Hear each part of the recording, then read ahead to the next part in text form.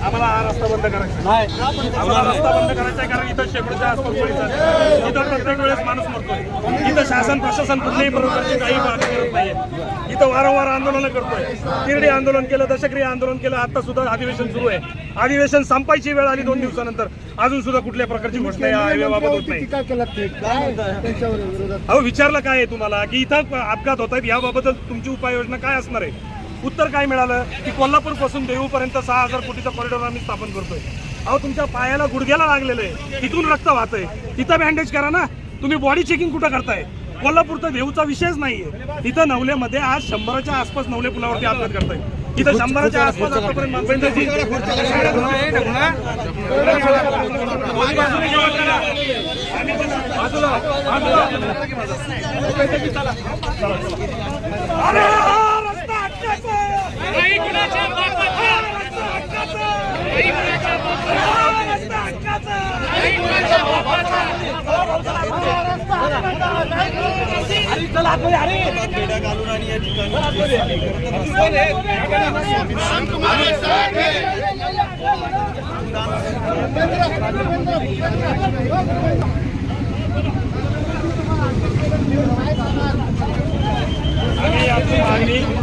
आपल्याकरवी माध्यमांकरवी केंद्रात आणि राज्यात चालू असणाऱ्या या संपूर्ण अधिवेशनामध्ये देत आहोत.